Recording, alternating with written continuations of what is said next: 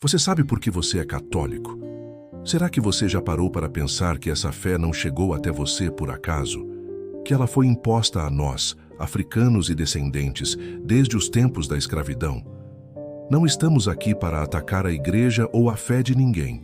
Nosso objetivo é contar a história que quase ninguém conta, a verdade por trás dessa tradição que ainda influencia nossas vidas.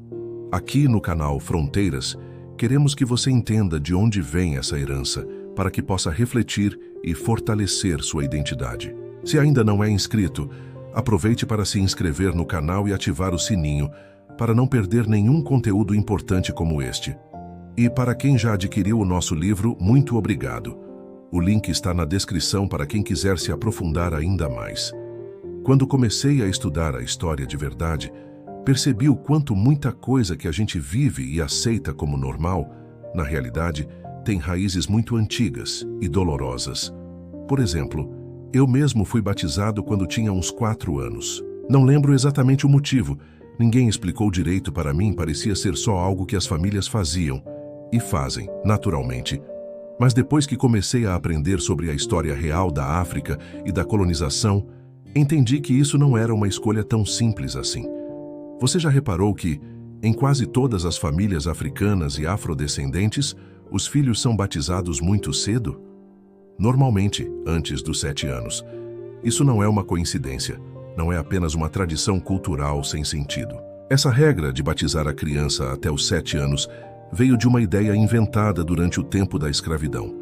A Igreja Católica e os colonizadores afirmavam que, se uma criança morresse sem ter sido batizada até os 7 anos, a alma dela não poderia entrar no céu porque estaria condenada. Para eles, o batismo era uma espécie de passaporte para a salvação. Essa história não foi contada para a gente como um ato de amor ou cuidado, mas como uma forma de controle.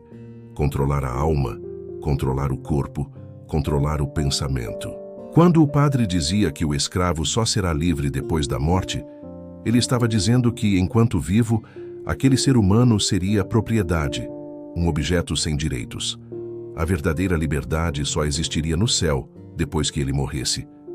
Isso era usado para justificar o sofrimento, a opressão e a violência da escravidão.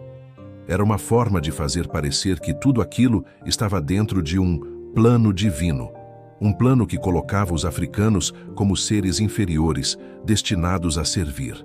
Além disso, o batismo apagava algo muito importante: a ligação do povo africano com sua ancestralidade e suas crenças originais.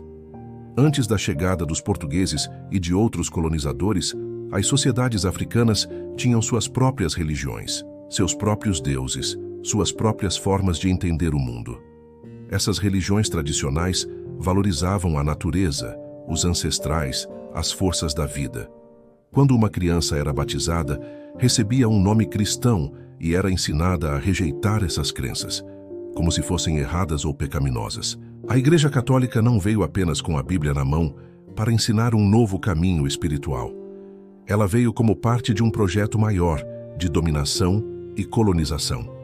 Os jesuítas, os franciscanos e outras ordens religiosas foram orientados a catequizar os africanos, o que significava ensinar a criança a falar a língua europeia, a abandonar suas crenças, a se vestir como o colonizador queria, a pensar como ele queria. Esse processo era chamado de catequese, um conjunto de ensinamentos e doutrinas que deveria transformar a mente e o coração das pessoas. Imagine uma criança africana cheia de vida e curiosidade que nasce numa cultura onde se fala uma língua onde se cultuam os ancestrais e as forças da natureza, que de repente é levada para uma igreja onde tudo é diferente, onde o padre fala numa língua estranha, onde os santos são todos brancos e as histórias são todas de um povo que nunca foi o dela. Isso mexe com a identidade daquela criança para sempre. É importante entender que o batismo e a catequese não foram ações isoladas ou apenas espirituais. Elas foram ferramentas usadas para justificar a escravidão e a colonização. Ao dizer que o escravo era salvo pela fé cristã, a igreja ajudava a esconder as injustiças e a dor daquela pessoa. O sistema colonial precisava que o escravo acreditasse que sua condição na terra era passageira, e que a verdadeira liberdade só viria no céu. Muitos padres ensinaram aos senhores de escravos que a alma dos africanos só poderia ser libertada com a morte, que a vida deles era para servir e sofrer, e que a esperança estava na vida eterna, não na liberdade aqui e agora. Isso não é apenas uma história triste do passado. Essas ideias chegaram até nossos dias, e por isso ainda existe tanta confusão sobre fé, identidade e liberdade entre os povos africanos e seus descendentes. E sabe o que é ainda mais triste? Muitas pessoas continuam batizando seus filhos sem saber desse peso, sem saber que essa tradição vem de uma época em que o batismo era imposto para controlar e dominar. Fazemos isso porque aprendemos a fazer, porque todo mundo faz, mas não paramos para pensar no significado real disso. A Igreja, ao longo dos séculos, criou um sistema em que a fé e a submissão caminham juntas. Eu sei que isso pode parecer duro de ouvir, até injusto para quem tem fé. Mas o que quero dizer aqui não é para que você abandone sua crença. Muito pelo contrário. Conhecer essa história é para que você possa escolher sua fé com consciência, para que você entenda o que houve com o seu povo, para que você resgate aquilo que foi apagado e nunca deixe sua identidade morrer. Essa é uma parte da história que poucos querem contar, mas que é fundamental para compreendermos quem somos hoje. A fé cristã, especialmente o catolicismo, tem um papel complexo na nossa história, um papel que não pode ser separado da luta, da dor e da resistência dos africanos e seus descendentes. Quando olhamos para o batismo e a catequese com essa consciência, começamos a entender que eles não foram só ritos religiosos, mas instrumentos políticos e culturais de um sistema que queria nos diminuir. E essa verdade, mesmo sendo dura, é o que pode nos fortalecer.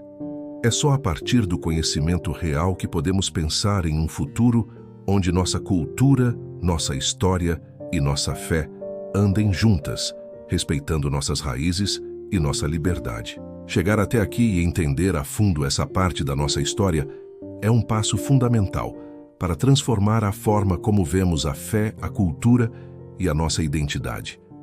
Saber que muitas tradições que seguimos, como o batismo precoce, não são apenas rituais religiosos, mas legados de um passado de dominação, nos dá o poder de escolher como queremos viver nossa espiritualidade hoje. Essa consciência é um convite à liberdade verdadeira, não aquela prometida para depois da morte, mas uma liberdade que começa aqui, na nossa mente e no nosso coração. É uma liberdade para resgatar nossas raízes, para reconhecer o valor da nossa ancestralidade, para decidir nossa fé sem amarras impostas por séculos de opressão. Nosso canal Fronteiras existe exatamente para isso, abrir espaço para essas histórias que quase nunca são contadas, para dar voz ao que foi silenciado, para fortalecer a identidade do nosso povo. Nem todo mundo vai gostar de ouvir essas verdades, e está tudo bem. Aqui preferimos a verdade, mesmo que incomode, porque só ela liberta. Se você ainda não é inscrito, aproveite para se inscrever agora, ativar o sininho e fazer parte dessa jornada de conhecimento e resistência.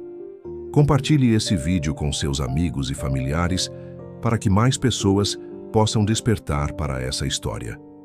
E se você quer se aprofundar ainda mais, não esqueça que nosso livro Liberdade Começa na Mente está na descrição. Um agradecimento especial para quem já adquiriu e apoia esse trabalho. Muito obrigado por estar aqui e por querer conhecer a verdadeira história do nosso povo. Juntos, vamos seguir desconstruindo mentiras e fortalecendo nossa memória e identidade. Até o próximo vídeo.